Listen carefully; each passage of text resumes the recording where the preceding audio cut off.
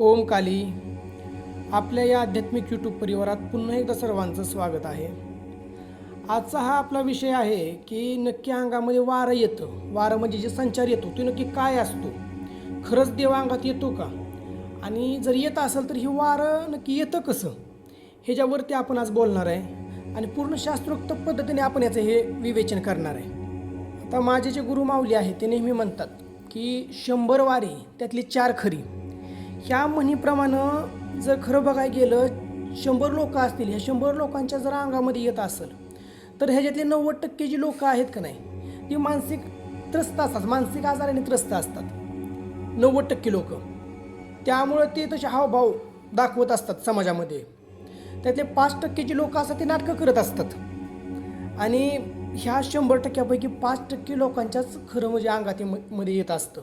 आणि ते कसं येतं ह्याच्यावरती आपण आज बोलणार आहे. ह्या 5% लोकांच्या अंगामध्ये जे खरा संचार येतो तो कसा प्राप्त होतो संचार, ह्याच्यावरती आज मी विवेचन करतोय.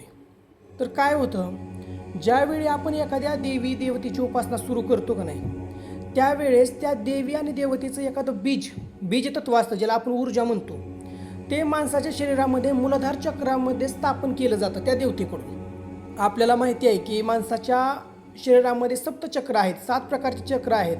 8वं चक्र आहे ते पूर्ण आपल्या जे वरती डोक्याच्या वर असतं. आपण इथं 7 चक्रांचा विचार करूयात फक्त.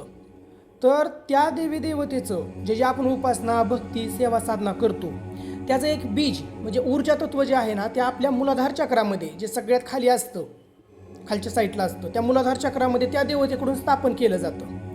आणि ज्या पद्धतीने एखादं झाड उगवून येतं, एखादं बीज आपण टाकल्यानंतर ज्या पद्धतीने झाड उगवून येतं त्या पद्धतीने काय होतं की त्या देवतेची आपण ज्या पद्धतीने उपासना जप सेवा साधना सुरू करतो त्यावेळेस ते जे ऊर्जा तत्व असतं ते बीज असतं का नाही ते झाडाप्रमाणे आपल्या शरीरामध्ये आकार घ्यायला लागतं, वाढायला लागतं.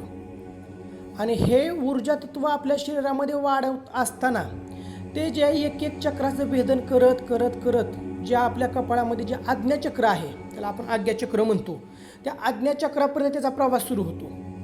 आणि ह्या प्रवासामध्ये ज्या पद्धतीने एखादं चक्र ज्यावेळेस त्याचं भेदन केलं जातं त्या चक्राचं, त्यानुसार त्या व्यक्तीला तशी अनुभूती यायला लागतात.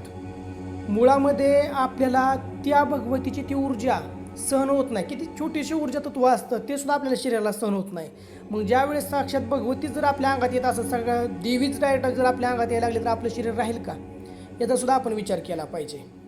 आपल्या भक्तीला प्रसन्न होऊन आईसाहेबांनी आपल्याला एक तत्व फक्त दिलेलं असतंय जे आपल्या मूलाधार चक्रामध्ये त्यांनी स्थापन केलेलं असतं. आणि आपल्याच सेवेने साधनेने भक्तीनं आपल्याला ते जागृत करावं लागतं. आणि हे जागृत होत असताना सुद्धा ज्यावेळेस त्याची ऊर्जा वाढत जाते त्यावेळेस ते आपल्याला शरीराला त्या गोष्टी सहन होत नाहीत.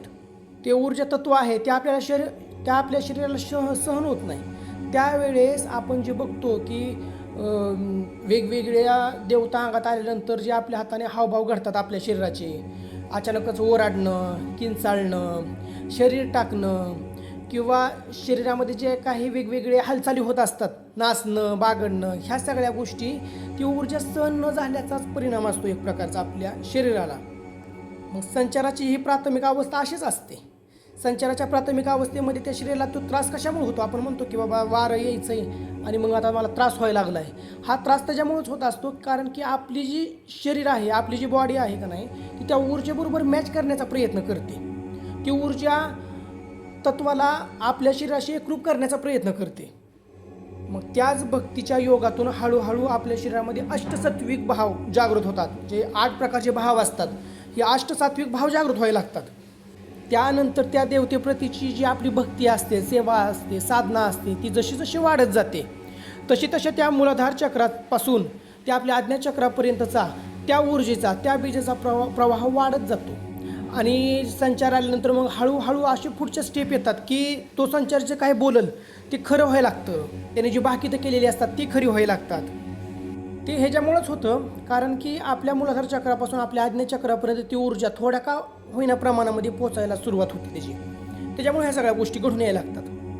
मग तुम्ही विचार करा, संचार ही जर प्रोसेस अशी असेल की जी भक्तीनं सेवेनं साधनेनं प्राप्त होत असेल, मग आपण समाजामध्ये बघतो जी लोक कधी देवापुढं मस्तक टेकवत नाहीत, ज्यांनी देवाला 2 हात कधी जोडलेले नाहीत किंवा ज्यांनी मनोभावे 15 मिनिटं सुद्धा देवासाठी दिलेले नाहीत, अशी लोकंसुद्धा आता अलीकडे घुमायला लागलेली आहेत.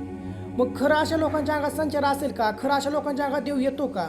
ह्या गोष्टी आपण बघितल्या पाहिजे. कारण की संचार म्हणजे, वारं म्हणजे काय कुठल्या बाजारचा भाजीपाला नाही की कुणाच्या सुद्धा अंगात आलं म्हणजे यायला लागतं लगेचच, असं नाही. ही एक ऊर्जा आहे, ही त्या देवतेची ऊर्जा आहे, त्या देवतेची शक्ती आहे एक, जी तिच्या भक्तीनं, सेवेने आणि साधनेनेच प्राप्त होते. ही अशीच कुणाला सुद्धा अशी मिळत नाही अजिबात त्या बाजारात विकल्यासारखं.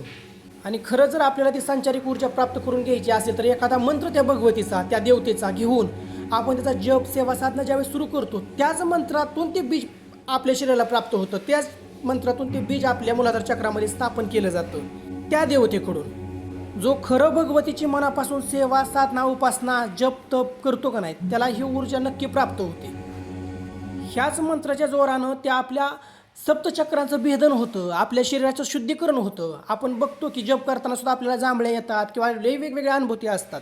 ह्याच्या पाठीमागं कारण आहेत भरपूर, त्याचा सुद्धा आपण विवेचन करणार आहे आपण प्रत्येक गोष्टींचं पुढं.